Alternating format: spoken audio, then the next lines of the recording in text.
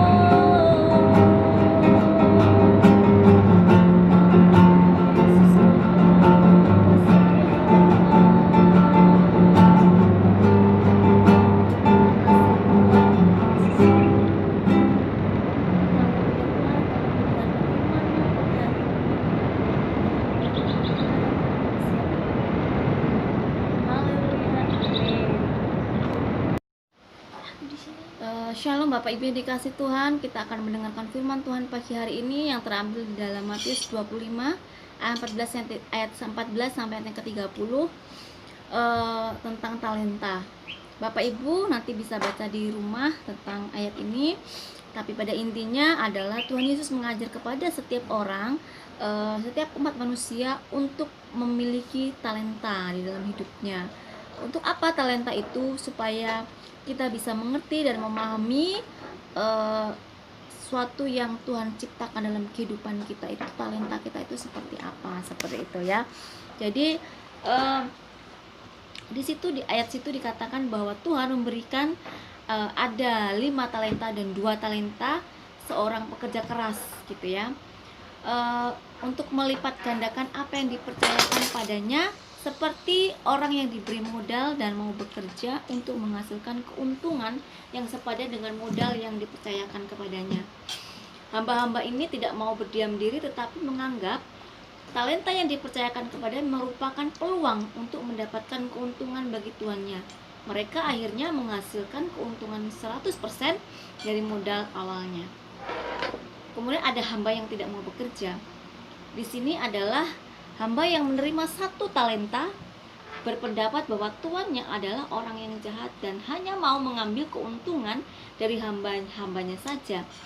Dia tidak mau bekerja untuk keuntungan tuannya, hingga akhirnya dia mengembalikan apa yang menjadi milik tuannya sebanyak 1 talenta, tetapi tidak lebih dan tidak kurang, tidak ada keuntungan, tidak ada kerugian, jadi pas gitu ya. Seorang akan bertindak sesuai dengan apa yang dipikirkan. Orang yang baik akan berpikir baik dan bertindak baik, sementara orang yang jahat akan berpikir jahat dan akhirnya bertindak jahat. Hamba yang ketiga memutuskan untuk tidak mengusahakan atau melipat gandakan talenta uangnya. Dia pergi menyembunyikan talenta itu. Apa yang dilakukan oleh hamba itu sementara mereka menunggu tuannya datang? Dia hanya melihat teman-temannya bekerja keras. Dia juga mungkin dinasihati oleh mereka bahwa dia harusnya bekerja, namun dia tetap tidak mau mengusahakan talenta tuannya. Dia tetap sibuk dengan aktivitas sehari-hari dan tidak menghasilkan keuntungan bagi tuannya. Kemudian tiba datanglah sang tuan. Akhirnya sang tuan itu kembali dari perjalanannya. Yesus ingin menekankan mengenai apa yang dilakukan hamba-hamba yang merupakan gambaran orang-orang percaya pada umumnya yang telah dipercayakan sejumlah talenta. Pilihan ada pada kita dalam pertanggungjawaban apa yang Tuhan percayakan kepada kita, agar kita bisa melipatkan dan menghasilkan sesuatu bagi Dia. Dalam Matius 25 ayat 19.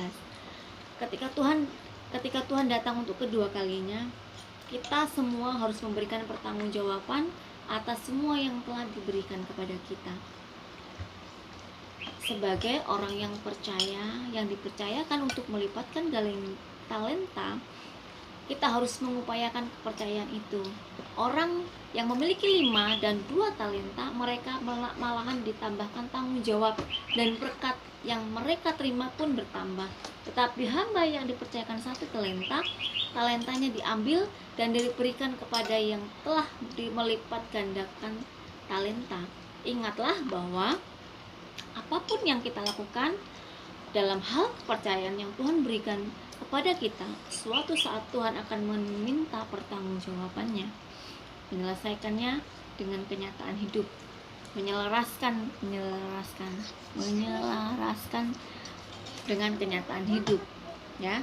Selagi masih hidup di dunia ini, kita akan dihadapkan kepada realita, yaitu beragam keadaan yang penuh dengan masalah ya, konflik, kekacauan, iri hati, dusta, persaingan, kebencian, kemarahan, kecemaran, kejahatan, dan lain sebagainya. Semuanya itu merupakan ujian iman. Itu adalah perlombaan yang wajib kita ikuti sebagai orang percaya. Ujian iman tersebut dapat berupa persoalan yang terjadi dari luar dan dari dalam diri kita. Dari luar yaitu masalah dan tantangan yang tidak dapat kita hindari, dan dari dalam diri kita maksudnya sifat kelemahan, kecenderungan, dan keinginan daging untuk melakukan perbuatan dosa. Bapak Ibu yang dikasihi oleh Tuhan, tetapi sebagai orang percaya, reaksi kita tidaklah diintimidasi, tunduk dan dibatasi oleh realita yang ada. Mengapa? Karena firman Tuhan memberikan pengertian yang menimbulkan sukacita, disertai keyakinan bahwa segala keadaan yang diizinkan Tuhan bertujuan untuk mendewasakan iman kita. Melalui hal tersebut, Tuhan mau mengajarkan dan mengukir di dalam loh hati dan batin kita tentang kebenaran dan bersifat kekal, menguduskan kita, menjadikan kita sempurna, utuh, dan tak kekurangan suatu apapun. Roh kita semakin diperkuat jika kita bersuka dalam Tuhan dan dipuaskan, hidup kita menghasilkan buah yang matang dalam ketekunan. Agar itu semua dapat kita jalani, pelajari beberapa hal mendasar berikut ini yang saling berhubungan dan tidak dapat dipisahkan satu sama lain. 1. Memiliki rasa haus dan lapar akan kebenaran. Seruan yang pertama dituliskan dalam Yesaya 55. Untuk turut serta dalam keselamatan yang dari Tuhan adalah ajakan hanya ditujukan kepada orang-orang yang haus. Dalam hal ini haus akan kebenaran. Tuhan Yesus sendiri mengatakan, berbahagialah orang yang lapar dan haus akan kebenaran, karena mereka akan dipuaskan. Karena hanya orang yang haus akan kebenaran yang akan terus menjadi dan menganggap kebenaran itu adalah sesuatu yang sangat berharga, sehingga ia akan rela bayar harga untuk menjadi bagian dari kebenaran itu sendiri. Yang kedua, mengenali kelemahan dan kecenderungan dalam diri sendiri dalam kekuatan kuasanya. Setelah kita lahir baru, roh kita sudah selamat, tetapi jiwa kita sedang diselamatkan karena kita masih hidup di dalam dunia ini. Alkitab mengatakan bahwa barang siapa yang telah mati, dia telah berhenti berbuat dosa. Jika selama kita masih hidup di dunia ini, maka kecenderungan untuk berbuat dosa atau dalam kedagingan kita itu masih ada.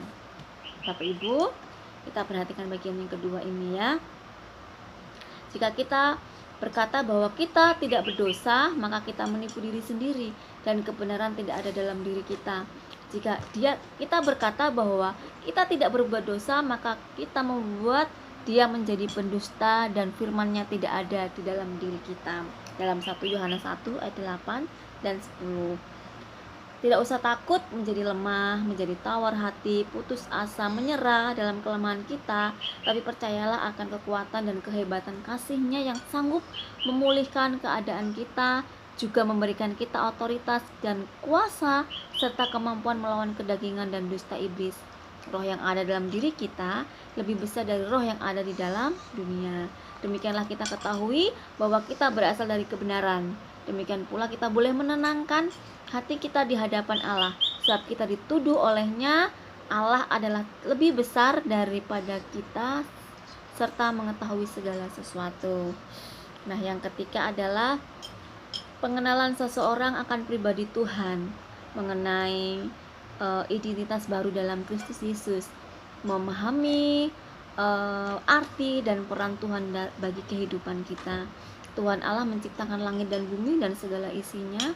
Allah yang Maha Kuasa dalam hubungannya dengan manusia sebagai Lord God, ya, Bapa yang penuh kasih. Renungkanlah sifat pribadinya berikut ini bagi kita. Tuhan menyediakan segala yang kita perlukan, termasuk memberikan kita desires, hasrat, keinginan untuk taat melakukan kehendak-Nya.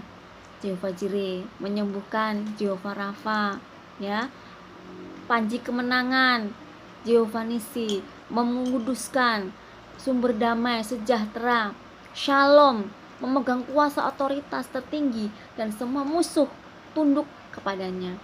Gembala yang baik yang membenarkan kita, Maha hadir dan tidak akan pernah meninggalkan kita. Itulah Allah kita, Allah yang Esa, Tuhan kita Yesus Kristus. Kita telah diangkat sebagai anak yang dikasihi Bapa karena kita telah diberi oleh darah anaknya sendiri, yaitu Yesus Kristus, Juru Selamat kita. Telah menerima roh yang menjadikan kita sebagai anak-anak Allah, sebagai waris kerajaan surga. Oleh karena itu Bapak Ibu yang dikasihi oleh Tuhan, dalam kelemahan kita, oleh karena kuat kuasa Tuhan yang turun atas kita, mari kita lakukan hidup yang benar di hadapan Tuhan. Mari kita memiliki hati yang rendah hati di hadapan Tuhan. Mari kita pikul kuk yang Tuhan berikan kepada kita. Memikul kuk itu adalah kita siap menderita. Yang dikasih Tuhan, firman Tuhan pagi hari ini membuat kita belajar bahwa kita memang harus mengandalkan Tuhan dalam segala hal. Kita harus memiliki iman yang kuat dalam Tuhan, dan kita harus menggunakan talenta yang Tuhan berikan itu sebaik-baiknya dalam kehidupan kita, supaya kita memiliki iman yang teguh dalam Tuhan dan kita menyenangkan hati Tuhan. Menyenangkan hati Tuhan itu tidak sulit Bapak Ibu, tapi kita harus belajar bahwa kita harus benar-benar mengasihi Tuhan dan mengutamakan Tuhan dalam segala hal. Kita memang berdosa di hadapan Tuhan, banyak hal yang sudah kita lakukan menyakiti hati Tuhan, tapi percayalah bahwa Tuhan masih memberikan pengampunan kepada kita selama kita masih hidup di dunia ini. Oleh karena itu, mari kita datang kepada Tuhan, kita mengucap syukur atas kebaikan dan kemurahan yang Tuhan berikan dalam hidup kita. Kita terus harus memiliki iman yang teguh dalam Tuhan, dan Tuhan akan bekerja dalam kehidupan kita. Tuhan Yesus memberkati firman-Nya pagi hari ini. Haleluya. Amin. Haleluya. Mari kita meresponi firman Tuhan. Kita menaikkan pujian ini. Bapa, Engkau sempurna. Haleluya Yesus.